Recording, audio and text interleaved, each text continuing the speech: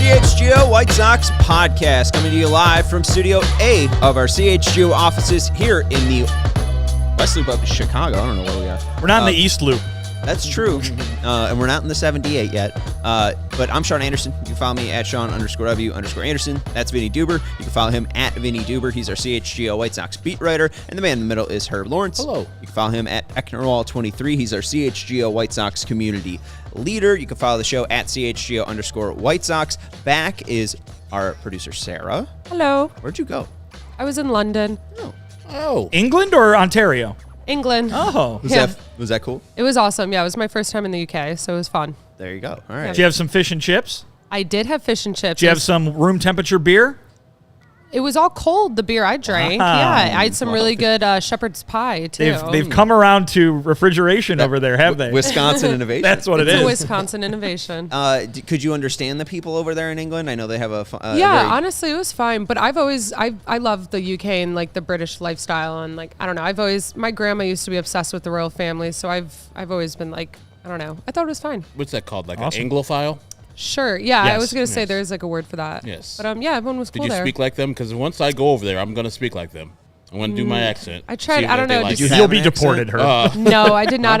To everyone else, I had an accent, but I did not pick up on their accent. No, unfortunately, I did not. But did you have it? Because when I went to Tennessee with my family, when I was like 11, for the first 2 hours I wasn't talking with a Southern accent, and then the last 6 hours I was, and then finally my uncle Ed screamed at me to shut up, as probably politely as he could. So I didn't know if maybe you. I mean, I think I would just accent. mimic things people said like in the moment, but I don't know. It was a lovely time though. Oh, There you go. Sarah. Yeah, I was trying to. Jolly good. All right, hit the thumbs up button for our British producer Sarah. And it's kind of a rainy London night, no? You know, I'm sorry. Tonight's I game thought that was between pretty the good. Chicago White Sox and Kansas City Royals has been postponed due to rain. The game will be made up as part of a straight doubleheader tomorrow starting at 1:10 p.m. Central Time. The second game will begin approximately 30 to 45 minutes following the conclusion of the opener. Parking lots and gates will open tomorrow at 12:10. I will not read about I was going to say, this is tickets with the getting in fans. depth. But anyways, it's going to be on NBC Sports Chicago, at least for now. Maybe we'll get into that. But Jonathan Cannon was supposed to make his Major League debut. We'll wait to see that tomorrow. But, hey, Jonathan Cannon, were people excited? You were at the ballpark today. You were in the clubhouse. Pedro, have anything interesting about Jonathan Cannon today? I mean, other than the fact that they're giving these guys an opportunity, neither Pedro Grifol or Chris Getz, who I spoke to for a short while about Tommy Pham, but also asked him about Nastrini and Cannon and whether the plan is to keep them around. He didn't have any more detail on that than Pedro Grifol has had, which is they don't know or they're waiting to see what kind of happens. So we'll see. But I think that the sign that these guys are getting some opportunity is a positive one in terms of trying to look at the long term of this plan that Chris Getz has, that this project that he's doing, this rebuild that is underway here. You eventually, in the course of a rebuild, you need the youth movement, not just to get the guys who are one day going to be, on the next contending team, but to find out whether the guys that you have are or are not those guys, right? So Nick Nastrini looked excellent last night. Jonathan Cannon is the next one up, and so I think a little bit of a youth movement happening, even though it's not happening all the way. I just mentioned Tommy Pham's name, right? But I think even a little bit of it is a step, one of many, many, many that are going to need to be happening, but a step toward that long-term future. It's the thing that you just said. Like, they are doing the good thing with giving young players like Cannon and like Nastrini their Major League debuts, and I think most of the starting pitchers have made their White Sox debut as a starter this year. So it's good to give people who may be part of the future some glimpse of what they can do, because I don't think you can become good at something without doing that something in that specific league. So, like, if you are a Major League Baseball player, you're not going to get better at being a Major League Baseball player by hitting minor league pitching or pitching versus minor league hitters. You got to face the people that you're going to be eventually dress for the job that you want, not the job that you have. So this is good that the White Sox are doing this. And it also gives Jonathan Cannon a rain delay, gives him and his family a good chance to go out to Chicago, get a nice steak tonight, enjoy it, because tomorrow he won't, because he'll either been sent back down after the first game or he'll be on the road to go to Philadelphia. So it's a good time, a good bonding moment. The man's going to spend big time in the big leagues and getting per diem today. Baby, Jonathan Cannon, making some good money. And as Vinnie mentioned, you can go check out his article about taking 2 steps forward, but 1 step back. Is that it? Kind of. It's not, let's put it this way. You could classify it that way. Well, no, I was just more trying to, is that the Paul Ab, did it make a good... 2 steps forward, 2 steps back. Oh, okay. That just gets you to the same place you started. Mm-hmm. Yeah, because I mean, you get 2 steps forward, Nastrini Cannon, 1 step back, and Tommy Pham. I know we mentioned Chris Getz in the headline. You chatted with Chris Getz today. I don't think the worst start in team history came up. It was probably more focused on Tommy Pham. Is it just more we need to hit the ball? A little bit. I mean, I think the idea is this is a guy who has had success in his big league career, had it fairly recently in the postseason last year, even though I know you, Sean, have pointed out that perhaps it wasn't all of last year or even all of his time with the Diamondbacks, but a guy who's got a little bit of a track record, a little bit of a veteran presence, and I think they like kind of the edge that he brings, maybe injecting a little urgency into a lineup that is struggling really, really bad right now. I think we all asked the question, why Tommy Pham? And I asked Chris this, why Tommy Pham in place of more at-bats for Dominic Fletcher, more at-bats for Oscar Colas, who's still down at AAA. And he basically said, having this guy around is going to benefit the whole team, including some young guys. Having this guy hopefully make the offense better is going to benefit some young guys, or the whole team, including some young guys. I don't know if we all necessarily agree on that, but that was the reasoning provided by the general manager. And so if you're asking why did they do that, that's why they did it. He did say they had some interest in him in the offseason, and maybe this is just the end of what has been a long conversation between the two sides. He is going to go to Arizona before going right to Charlotte, even though we heard today that he was, going to be assigned to Charlotte tomorrow. I think they want to make sure everything's good from a physical standpoint. A guy who didn't have a spring training, obviously, while he was still looking for a job, and they expect him here in the next several weeks. And it's I listened to Ken Rosendahl today on Foul Territory. He spoke with some type of certainty that Tommy Pham felt kind of perturbed that he didn't get a more lucrative deal in the offseason after putting up the numbers he put up in 2023 in the regular season and then his World Series run that he had. And so this is kind of like he was mad that throughout the offseason he's seeing players that he thinks are lesser than him getting deals that he should be getting. And so I think this is like a downshift. I heard the last 2 teams were the White Sox or the Padres. I don't know what the White Sox offered. I think they offered probably more money and playing time. So Tommy Pham took the White Sox offer. If I was him, of course, I would choose the Padres because that's more of a winning team, and he's already been there before. But I'm glad that, he chose the White Sox, even though I don't know why he's here.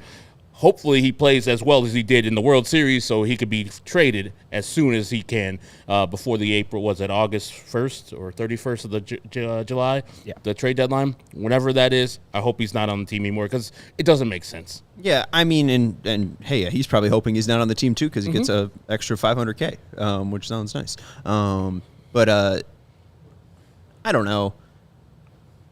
It's good that he has motivation, but that's what we talked about this entire offseason and spring training is that all of these guys have motivation. They're all, upset about where they're at in their career. And they're 2-14. It's like Mike Soroka has all the motivation in the world to go out and shove, and he's trying to pitch to 2004 Barry Bonds. And, he couldn't even do that in 2005 MVP baseball because he was John Dowd. Yeah, he would have had to pitch to John Dowd. So I don't know. It just sucks because Tommy Pham, woohoo, go out and be better than what you were from July to September, which was like a 203 average. If anyone on this White Sox team has like a 250 batting average, I really can't complain. I mean, we're at this point where they are at the worst franchise start in team history. They've gotten shut out in 6 of their 16 games. I really can't complain. Beggars can't be choosers when it comes to White Sox bats. He is an upgrade, but I just don't know where he's going to play because he's 36 years old. I don't think they're going to put him out in center field. I don't know if Chris brought that up. It doesn't seem like they're going to bench the guy making $17.5 million in left field. I wouldn't want to see Eloy Jimenez in the outfield either, so it seems like he'll be at DH, so you really can't put Tommy Pham there. And then right field, I know Robbie Grossman's batting average looks ugly, but he's getting on base. He's the only guy on base. He's got like a 400 on base percent. So, like, where does Tommy Pham actually fit into the lineups? The one person that I do not want him to be taking the bats away from is Dominic Fletcher, who's actually showing a little progress in his later at-bats so far, and he's been all right in center field. So, well, he's the only guy that can play center field. I would think so, but you know the White Sox, they might put Tommy Pham out there. I think Grossman's been out there once or twice already. I'm pretty sure he has, right? That's rough. But yeah, that if they're making choices, and like you said, Robbie Grossman's our best on-base guy, that'll be tough to lose him. But if we're going to make choices out of all the people who are in the outfield mix right now, the one person that has to stay out there, to me, is Dominic Fletcher, so he can continue playing and continue progressing. Grossman hasn't played center field since 2020 with the A's. Okay, so I was wrong. Not to. It's a good fact check. Yeah, gotta be.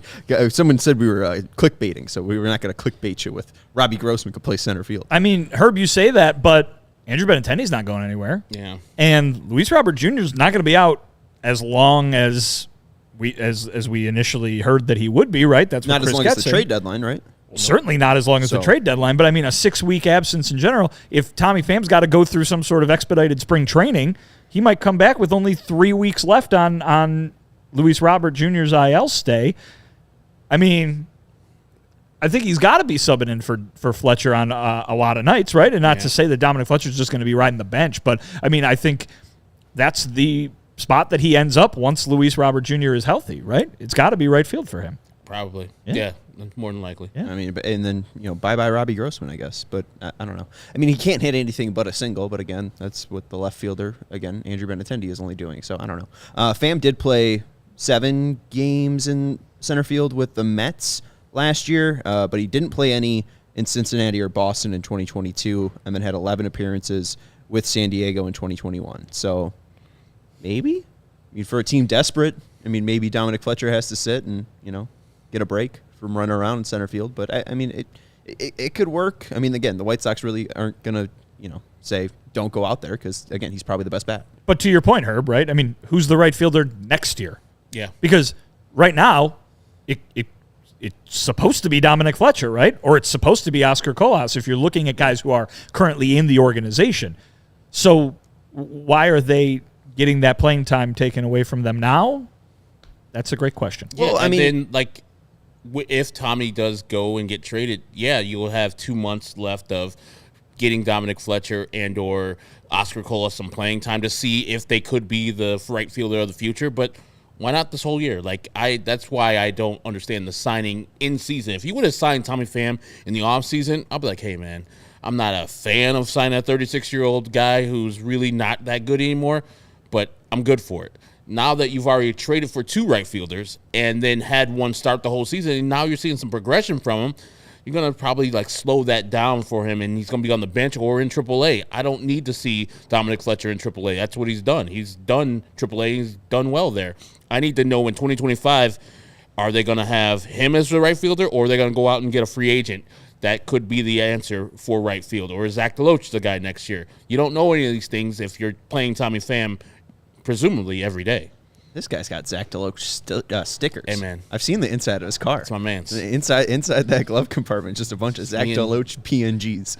2-0. Man. Anyways, what I'm kind of surprised by with Tommy Pham, 93 percentile average exit velocity. So even though the nerds like me didn't want to offer him contracts, he's still proven it that 36-year-old men can still swing it. You see that guy yes. hitting softballs? Yeah. Just cutting the ball. And who the hell's that. stopping those balls? I'm not playing. If I'm playing third base, I'm playing in left field. The White Sox could go play that guy at third base. Oh, my God. I mean, who was Braden Shoemake was going to play third base today? Correct. Thank God we didn't have to see that. Anyways, we're going to take a break, and we will let you know about some of our sponsors, and then we will get into some mailbag questions. Vinny, We John, talked earlier about Wisconsin innovation, like refrigeration. I'm always talking about Wisconsin innovation. It's something I talk about on a regular basis, whether I'm popping a few cheese curds, right? Whether I'm weeing down a water slide under a roof. You're what? Going wee. Oh, okay. Yeah, I just turned. Oh, I see what you did there. Yeah. Right. So water parks, that can happen sometimes. Just commenting. That could happen sometimes, but not in Wisconsin. The fine folks at Leinenkugels, of course, are the greatest example of Wisconsin innovation. And what they have done is they have innovated the taste of summer in a bottle with Summer Shandy, the delicious beer lemonade hybrid that we love to drink at this time of year. Even if it's cloudy and rainy, it's still shandy season. You can go down to the Jewels or really wherever, get yourself a whole pack of Summer Shandy and do all your favorite summer activities with it. Maybe you want to go have a lakeside picnic. Probably not great in the rain, but when you taste Summer Shandy, you'll be like, what rain? And then maybe you want to go down to the rate for tomorrow's doubleheader. You're going to need some Summer Shandy to come along with you. Maybe you want to go all the way up to Wisconsin, grab a canoe paddle, and just paddle around with Summer Shandy in the back of your canoe. Maybe you want to taste a berry vice and taste wonderful Wisconsin berries. Maybe you want to taste a honey vice and taste delicious Wisconsin honey. You can do all of those things because there are so many wonderful varieties of Leinenkugels to have. Guys, flavor life's simple moments with Leinenkugels, the official craft beer of the Chicago White Sox. Go to Leinie.com/CHGO to find delivery options near you. That's LEINIE.com/CHGO. Or pick up Leinenkugels pretty much anywhere they sell beer. Leinenkugels, flavor the moment. Celebrate responsibly. The Jacob Leinenkugel Brewing Company, Chippewa Falls. Yes. Oh, it's my turn. Oh, that's my bad.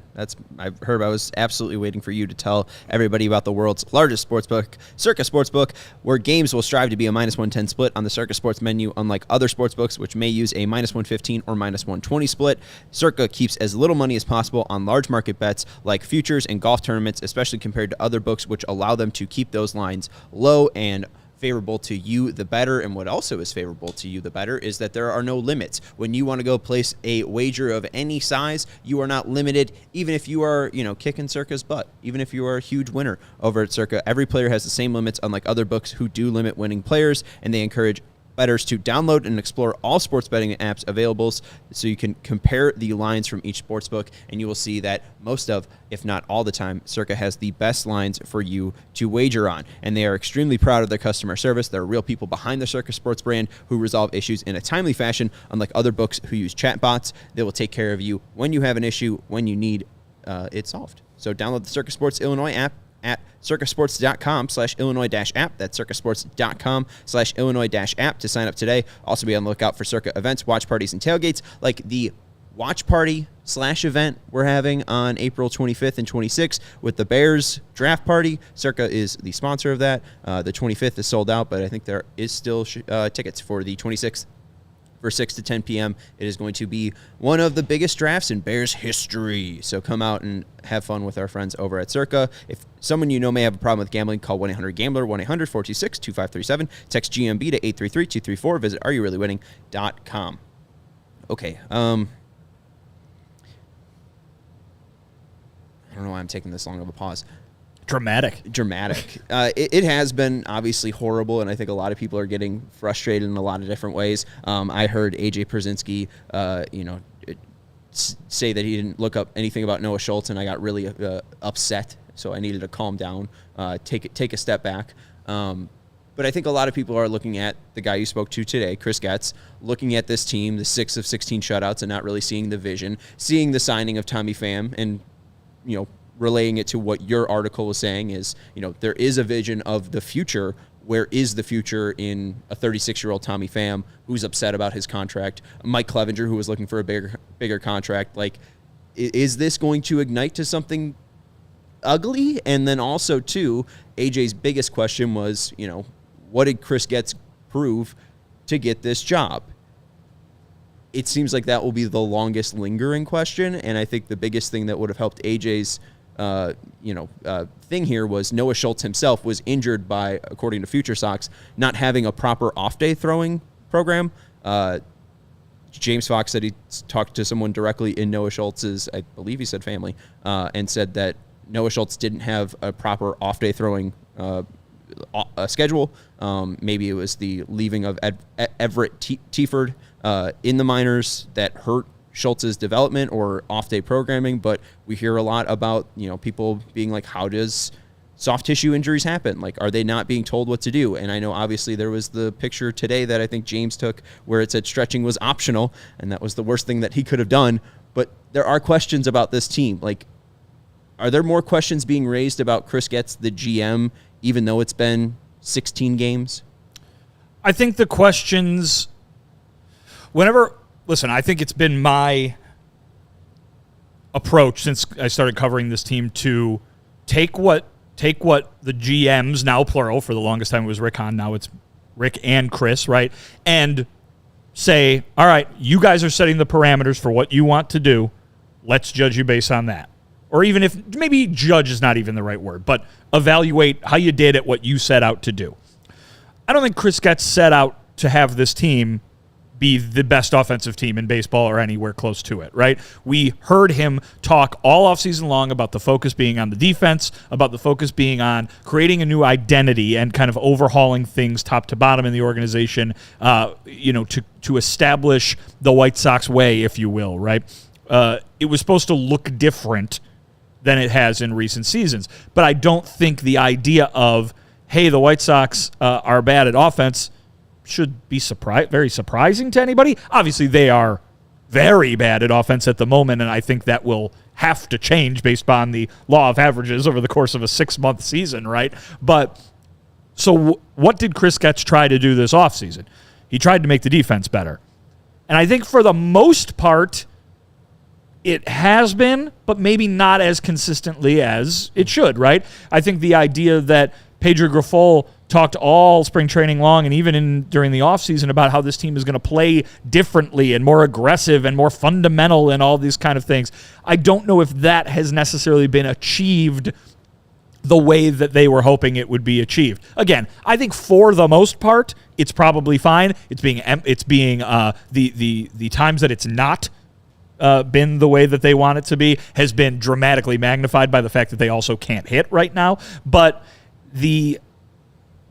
those things are not necessarily as consistent as they should be. If the whole idea was, well, this team might not, score 7 runs a game, but at least they're going to field and at least they're going to, at times, they have very much not, caught the ball and not, made the fundamental play and all of that stuff. The pitching has not been great, right? He went out to get Eric Fetty. Has Eric Fetty been that spectacular? He's been okay, I guess. But Michael Soroka, Chris Flexen, these guys, they have got ERAs that are, scraping the sky right now. So, and then the bullpen, the best pitcher in the bullpen right now is a guy who was in the rotation up until, the final 2 weeks of spring training. So, I don't think he's necessarily hit.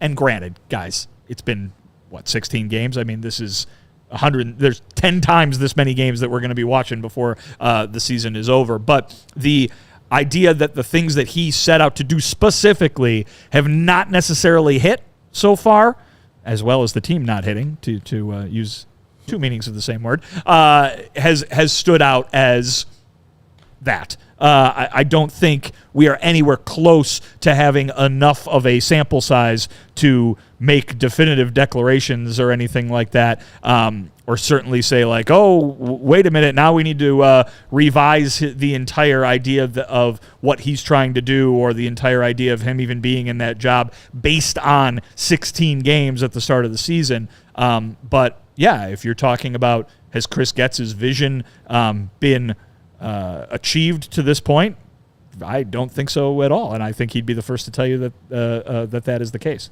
I think that probably he's not necessarily looking at the record as pass-fail.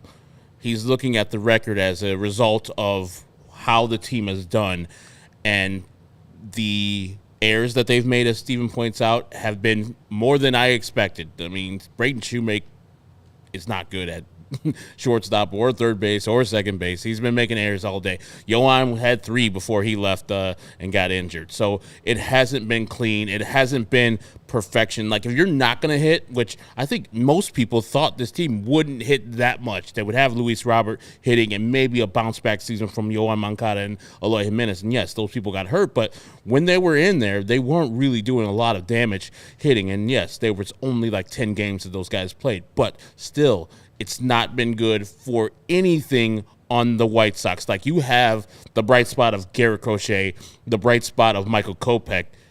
Other than that, it's really hard to find anything else besides Gavin Sheets that you say, okay, that was something that we expected this level, and they've exceeded. Everything else is either just below that or way below the level that they expected at this point in 16 games. Like Vinny said, there's 10 times the games left on the schedule.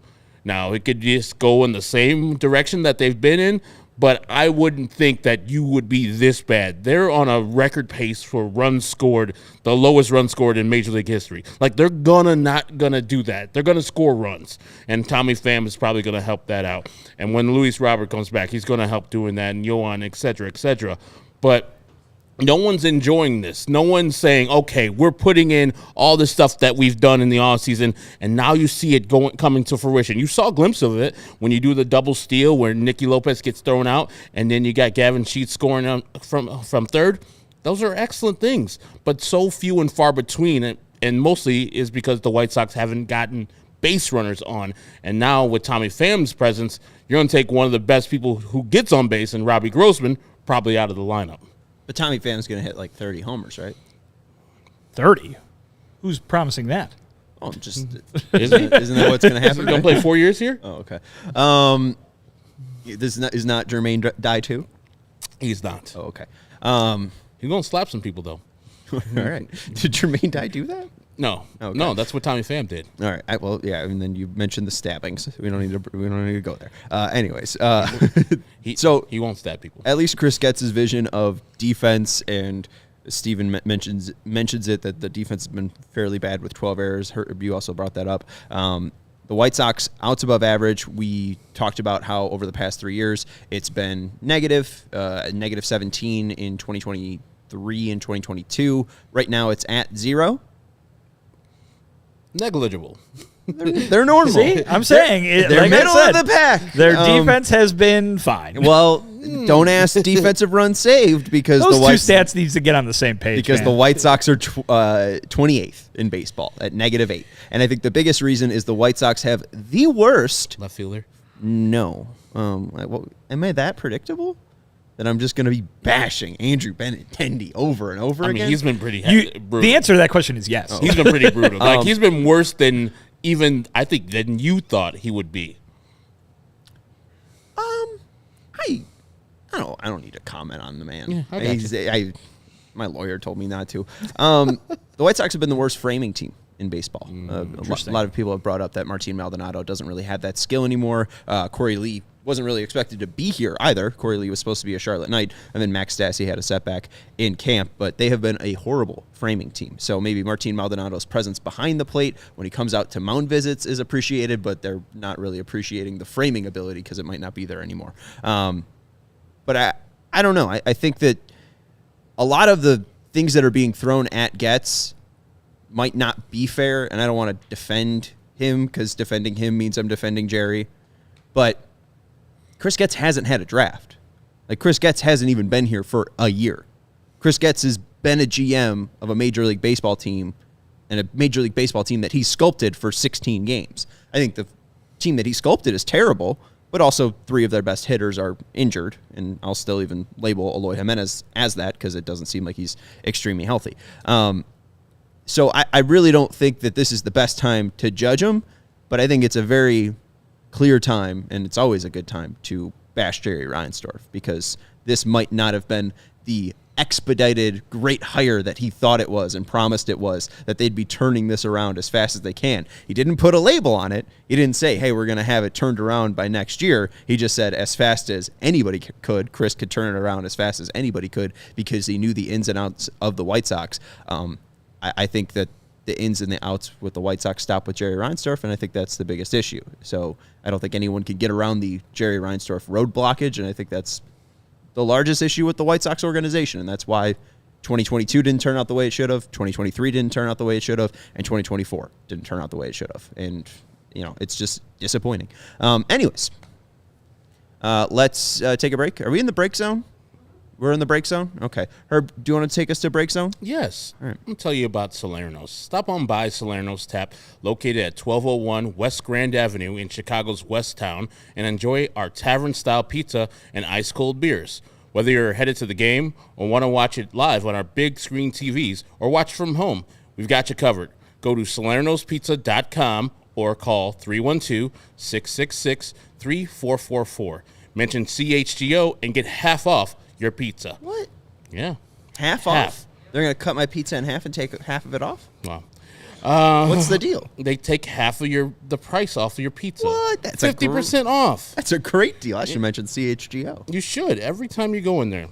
Head to salernospizza.com or call 312-666-3444 for more information. Mention CHGO and get half off of your pizza.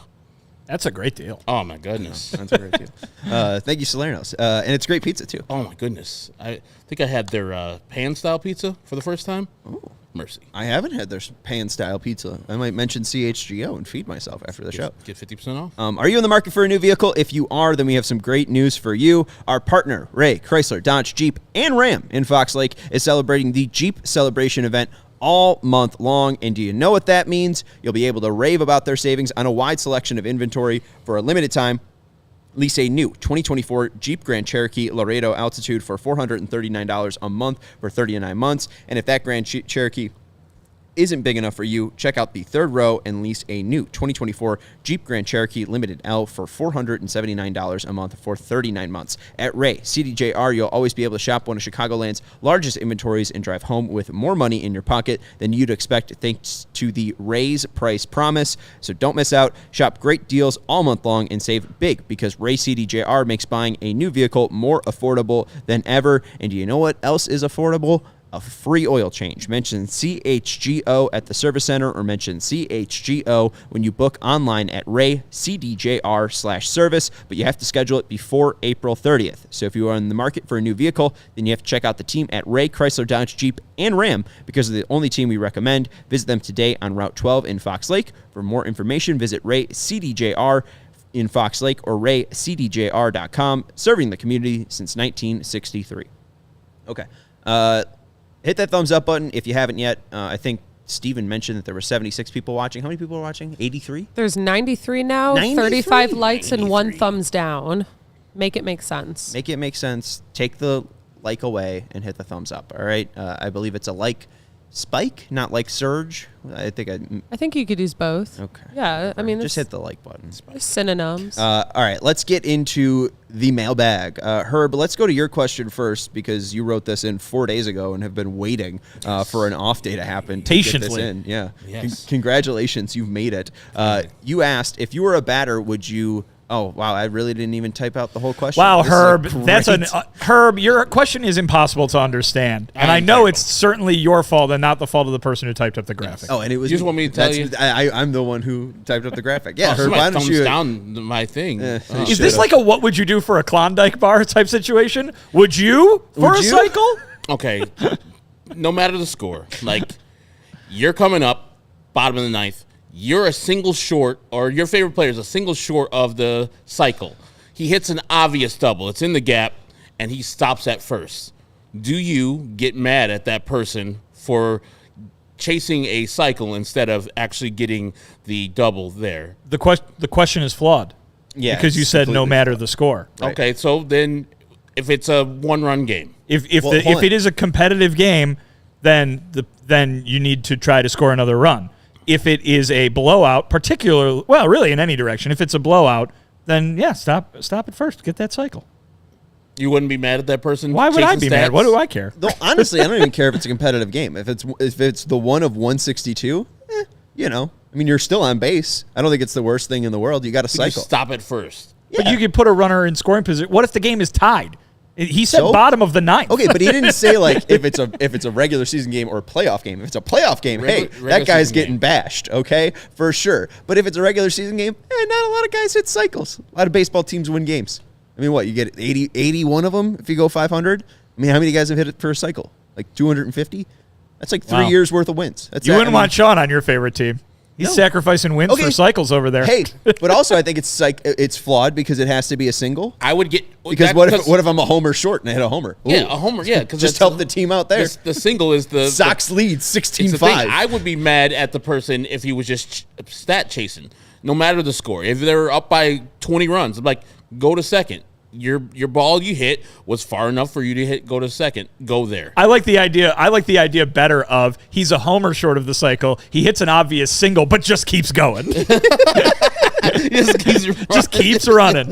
The Ellie De La Until Cruz. somebody tags him. I think the question is also flawed too because you said my favorite player. If my favorite player means they likely play for the White Sox, and I would love for anyone to chase stats because they don't have any stats to have. Okay, I mean they have hit one homer in the last 8 games. I would like somebody to chase a stat. Hey, Please, for God's sakes, hit a double. I think they have 6 in their history.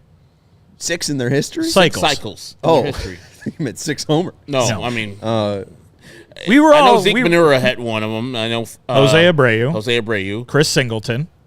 Jose Valentin. Yeah. Okay, you are wrong on one of them. There are 6. You are Not correct Zeke on that. Manura? Not Zeke Benura. Ray Schulk. Ray Schalk is the first one. Okay. You were correct on Jose Abreu and Chris Singleton. Yeah. And Jose Valentin. Jose Valentin.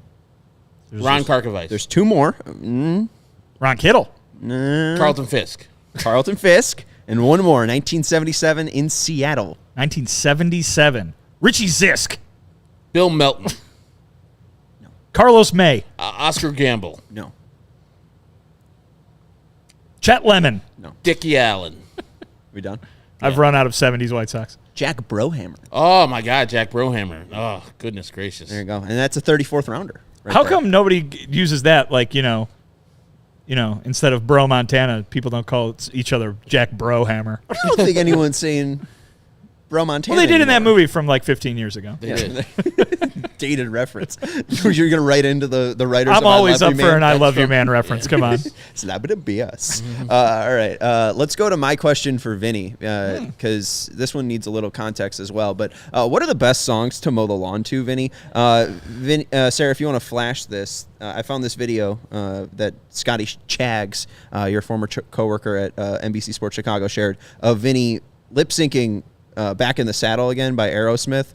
Just slapping a BS. I was playing the guitar. Were you? It was a slap in the guitar. Okay, all right. You're slapping the guitar a little bit. But there was a quote tweet from Mike Davis. Aha. I've known Vinny since he was in 2nd grade. He used to mow the lawn by belting out classic rock songs just like this. Never change, Vinny. And you haven't. No. Maybe the sideburns have changed, but no, he's still doing this shit at this work as well. Absolutely. What are the best songs to mow the lawn to? Oh, that's a good question. It used to. So I mowed the lawn at my parents' house for obviously 10, 15 years or so, over the course of time. And it used to take me a lot longer. So when I was younger, I had a lot more songs that I could go. By the time I was, in high school and college, I was getting that thing over probably in the course of an album. But no, they were, it was all everything, a lot of Zeppelin, a lot of Beatles, a lot of Aerosmith obviously. Yeah. It ran the gamut, we'll say, across all of the best music ever made. Yes. Was it hard to belt over a lawnmower? No, it just gave you more confidence in belting because you didn't think anybody was going to be hearing you. All right, now we have to have CHGO karaoke. I know Dave is going to set that up. Mario seems to be down, which I was a little surprised by. You're apparently belting over lawnmowers. Is this a push one or a riding one? Push. Okay. Yeah. You No, may- I'm You not. got the I'm lung not. capacity to sing too while pushing a mower. Hey. You might be an It was athlete. a good workout. All right. Let's go to Alejandro's question if we have it, because he mentions athletes get asked all the time, who were you inspired? Sorry, I don't know how to read. Athletes get asked all the time, who was a player that inspired you? Do you, Vinny and Herb, and I guess myself, have any journalists, commentators, producers that inspired you? And this is from Alejandro, these mailbag questions, and it's not a Monday. I don't know why I wrote that. are from our CHGO Discord. Our diehards get access to that. If you want to become a diehard, check out allchgo.com.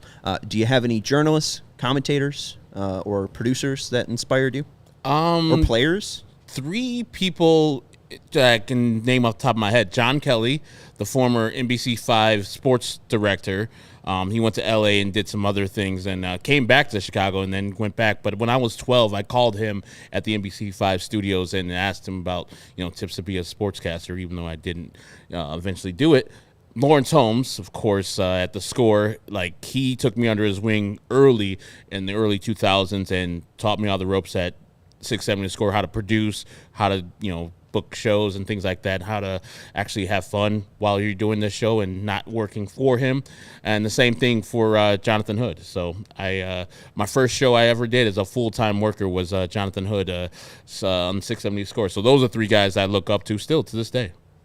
Well, I think Herb's answers are good, and we're going to and make the point that I was going to make in regards to that question was when you do ask players those questions and they respond to you, there's the 2 categories, right? There's the guys you watched growing up who you pretended to be in the backyard and all that kind of thing. And then you actually do the job and you're like, oh, well, I'm actually inspired by these people that I actually get to know and that kind of thing. So I thought that was a perfect answer there. So, yeah, in the former, you watch from afar. I was 5th grade Halloween costume. I was Bob Costas for Halloween. Oh, wow. Yeah. Had a nice little hand-drawn NBC Sports patch that my mom sewed onto a jacket. Did people blazer. get it? Huh? Did people get it? Only the adult chaperones. None of my classmates knew what the heck I was doing. But yeah, once you get going, obviously, I think the people you work with are those people, and people that you call friends and stuff like that, doing the exact same job that I'm doing. Guys like Dan Hayes and Pat Mooney, who I worked with at NBC Sports Chicago, and then I interned in 2012. MLB.com in Kansas City, as you guys all know, but I don't know if I've mentioned his name, the guy who was covering the Royals at the time. Dick Cagle was his name, and he is now in the Hall of Fame. He's a baseball Hall of Famer, and he was the guy that I interned with way back when. Good wing to be under. Yeah, really. Nice job. Alejandro also in the chat saying, producer question to Sarah. So do you have any producers that have influenced you? Who inspired you, Sarah? I would say not producers, but more towards directors, because I'm really into movies, and I guess that's kind of what influenced me to go into journalism. I have 3 of my top favorite people is Wes Anderson. He's a stop motion screenwriter guy. He wrote Fantastic Mr. Fox, great movie. And then James Cameron, and then Greta Gerwig, I would say, are probably my top 3 favorite people in the movie industry. I didn't hear Sean Anderson on that list. That's fine. That's totally normal. Wes Anderson, I think, has done a lot more than I have. And Greta Gerwig, made Lady Bird, which is, now going to be where the Oakland A's Yeah, Little Women, Barbie. I mean, she just nails everything she works on. It's brilliant. I'm just trying to make a Sacramento joke. Do you have an answer to this question? I do. I guess. Do you not get to? No, I guess I can answer it. No one's stopping me now. Unfortunately, going off of people who inspired us before we got into the work, I would say Dan Bernstein and Terry Boers, unfortunately, inspired me. Listening to that in my car for 3 years, or not listening to that in my car with my dad for years as I grew up. Just, I think, rotted my brain and just walked around just saying, hey, buddy, for as long as I could. There's still the call that one guy threatened Dan Bernstein to beat him up because his kid was book smart and the other guy's kid was an athlete who was tough. That call is still ingrained in my brain. So I would say Dan Bernstein and Terry Boers, and then people in the industry, Herb, because my guy, and then Chris Tannehill. You guys, because you're old, I think you did a really great job of getting me to where I am. You guys, there's not a lot of people take people under the wing, and I don't think that you and Tanny were afraid to do that. I still remember my first shift where you let me run the actual board, and we did what we just did about a week ago with Chris Pennant, arguing about which quarterback you would rather have. So I think we were doing the Tom Brady, Aaron Rodgers thing even back then in 2019. So good. And I'm still right. I'm glad you're right because you're fun to argue with. No, fun times, and Vinny's cool too. All right, let's go to the mailbag. Not inspiring, but cool. Very inspiring. Every time I mow my lawn, I'll think of Vinny. There you go. That's what I want. All right, I'm pretty good at mowing the lawn, by the way. Yeah. I always say, do you go diagonal, or do you go side to side? The only talents I have, the only skills I have, like, are ones that you can't brag about. You know what I mean? Like, people are like, oh, I'm such a good musician or I'm such a good athlete kind of thing. And I'm like, oh, yeah, well, I'm really good at vacuuming. Just really good at it. Really good at mowing the lawn. Those are. Do you have any tips from Roger Bossert? Are you like asking him for tips? Like, do you have like different long lengths to get the patterns? So this is a 6-month season. Okay. I'm not going to rule out that story idea. Right. Roger should be going to you for tips. Like, hey, Roger, I cut in Geneva. You're cutting some bluegrass that you've ordered from Kentucky. Exactly. I had to avoid dog excrement in the backyard. There you go. Why I had to avoid running over a frog. You don't have to do that, Roger. Do you think Roger could sing like you while you're doing the lawn mowing? I wouldn't put anything past the Sodfather. I guess. All right. What other questions do we have? I know we have one from Lexi. We have two from Lexi. So we'll go to Will's. Why don't we go to Will's? Will M. wrote in, what is your favorite double play combos? Can't go wrong with the classic 6-4-3, but mine is the 3-2-3. The back to me act is pretty to watch. I'm a fan of the 1-2-3 because usually you have the bases loaded. You probably have to have the bases loaded, and the pitcher gets it, throws the catcher, throws the first baseman out of the inning. Usually, it's a beautiful thing.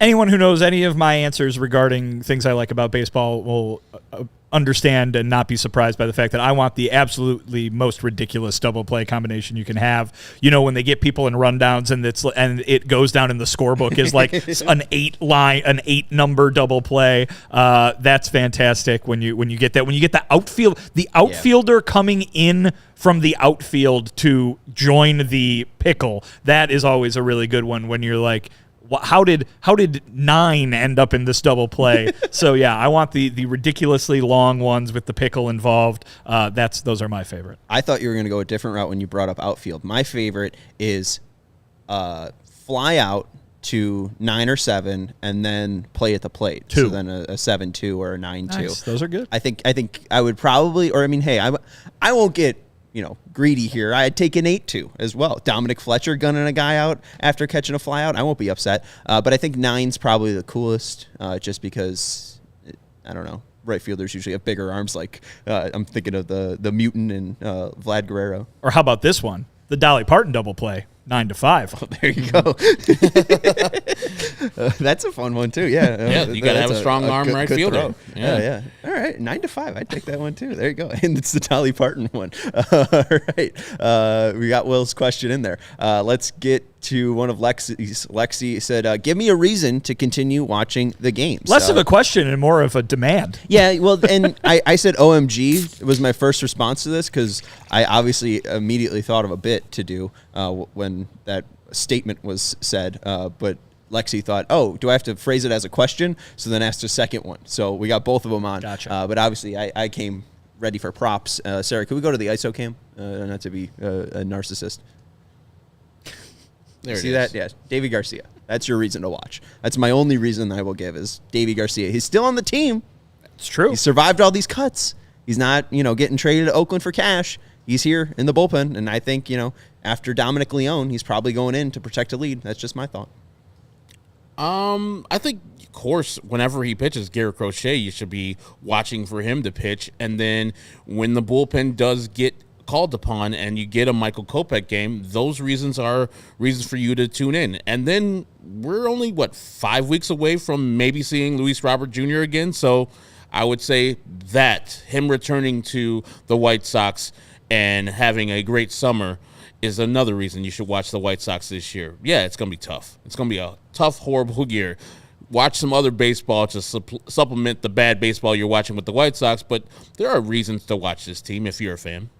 Yeah, I think number one, to directly answer the spirit of that question has to be, where is this going? The long term, right? I think you want to be here to see if player X can make themselves part of the long-term future, to see if player Y gets traded for somebody who is going to be part of the long-term future, or to see if player Z makes Chris Getz have to change his plan completely because they did not get themselves into the long-term future. I think just following that storyline, as long as it's going to take to develop, is interesting, no matter really where it ends up at the end of the day.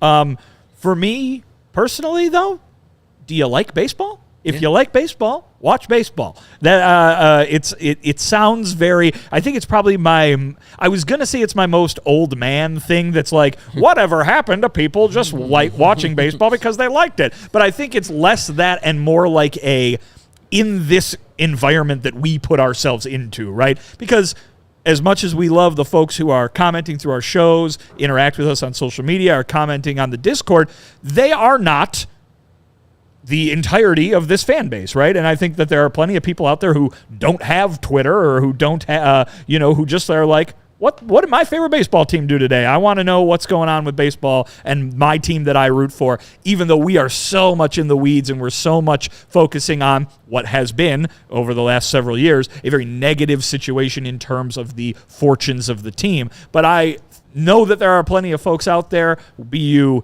8 or 80, who just say, boy, I like being at a ballpark. I like playing baseball. I like watching baseball. I'm going to turn on the game. If you like baseball, watch baseball. The John Triffins of the world. Sure. Yeah, and I'm also a person that I'm not going to tell you how to fan, but I'm also going to tell you that fans of the Texas Rangers had some hard times that they had to go through to get to where they got to last year. And I think that is just so much better when you had to go through the 500 yards of smelling foulness to get to the other side, like Andy Dufresne. Same thing with the Baltimore Orioles with their experience right now. They had to go through this pretty much the same stuff that the White Sox are going through right now. A lot of it. Yeah. They were bad. They were real bad for a lot of years in a row. And so it's hard to go through this, them being this bad. But think about maybe the Colson Montgomery's 4 years from now, and he's the top player in the league. Oh. Maybe not, but he's developed to the player that we think he's going to be, et cetera, down the line. And just power through if you can. If you can't, I understand. Watch some other team and catch up with us when we're really good. And no one like me is going to be like, oh, you're just a bandwagon fan. I don't care if you are a bandwagon fan. This is tough to watch. Yeah, and Jared's mentioning, I'm trying to make sure a sense of what his other the first part is. Schultz has 2 years left with a 2025 ETA. I mean, it seems like next year, 2025, Noah Schultz will be ready. I mean, it's more about just building up his innings. I mean, he's striking out right now a K per 9 of 19 per 9. I know he hasn't pitched 9 innings, but 17 Ks in 8 innings isn't too bad, to phrase it that way. But, like, I'm just not even worried about Colson Montgomery and Noah Schultz right now. I don't think they need this fan base at this point in a way that could be misconstrued, but they're Charlotte Knights right now. They're Winston-Salem Dashes. There you go. That was not going to roll off the tongue.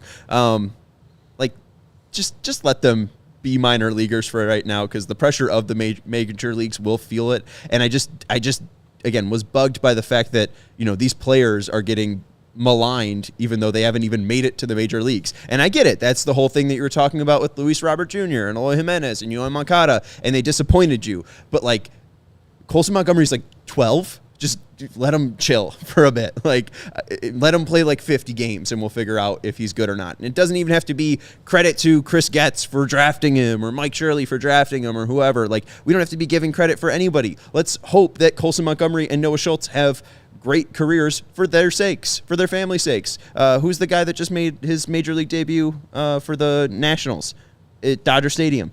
I mean, his mom was going crazy after every strikeout. Like, that's what it's for. It's not for, Chris Getz's legacy as a general manager. Like, let's chill out. Because, again, it is just supposed to be a pastime, and this season is making me realize that more than ever. They are not trying to be competitive this year because they're 2-13 or 2-14. Like, it's pretty much dead and done with. So we're going to have to watch and just see where this boat sinks to.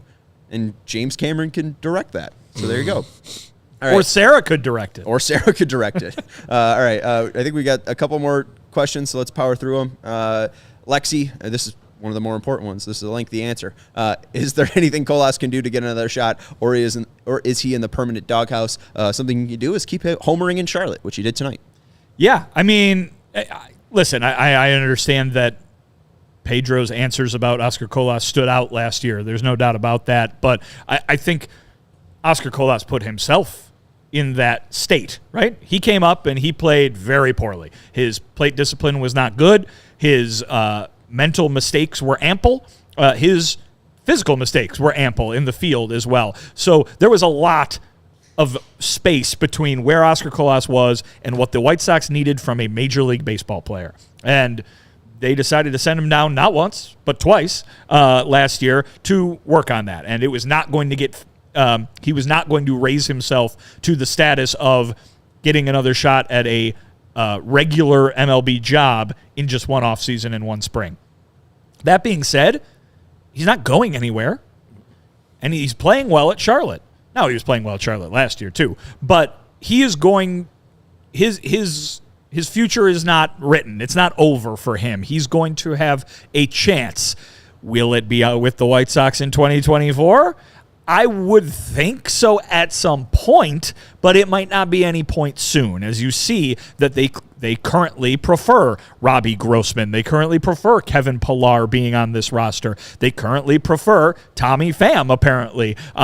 So we're seeing where Oscar Colas is in the pecking order right now, but the idea might be that they're sitting there watching him at AAA and saying, okay, have you done the things that we wanted you to do so you can earn this other job? I don't think these guys are necessarily here anymore as they maybe were 2 years ago, right? Killing time for Oscar Colas. I think he has been pushed back down the depth chart, or if you, for lack of a better term, just to a point where it's like, all right, now he has to force the issue. It's no longer, we've got Oscar Colas in the minors, we're going to go ahead and plan our future around him right now. He has to work his way back into that future, but I don't think it's the impossibility that a lot of people on the outside think it might be.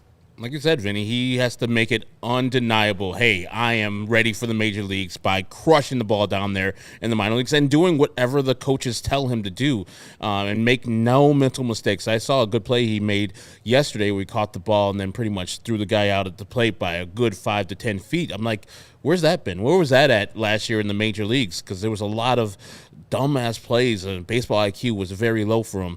Hey, if he goes down there in the minor leagues and starts crushing, even though Charlotte's a bandbox, they have to take notice, even though they'll probably have a full house of people. By end of August and September, I would expect Oscar Colas to get a couple at bats if he's doing well down there in Charlotte, because I don't think you can have a player with persona non grata that's doing that well, no matter how much your feelings are hurt or how much you don't like the person, even if that's not true or if it's true.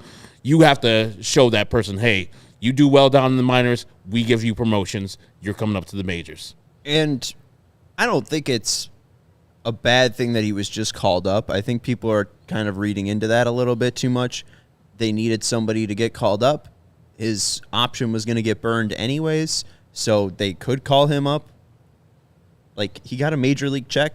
I think that's actually honestly like something like, I mean, he got to play in the majors for a day. You get paid as a major leaguer for that. I mean, that's like kind of a good thing. Like, I don't think that's like permanent doghouse thing. Like, if they didn't like you, they wouldn't be, doing that, I guess. Well, and I guess too, I think it just demonstrates like you can't be like, it's not all or nothing, right? I mean, if you think, Oscar Colas showed that he's never going to have a future, well, like, then why can't he come up to be the 26th man on the roster and then go right back down, right? Like, if they did that with just whoever other outfield prospect they have, you wouldn't have batted an eye because that guy is not supposed to have a future. I don't think right now, Oscar Colas is just a minor leaguer for the White Sox. And he can work his way back into being one of those guys that's part of the future. But right now, he's just a minor leaguer. So when they need another position player on the team to give a pinch hit at bat to or to play a few innings in the outfield, why can't it be him?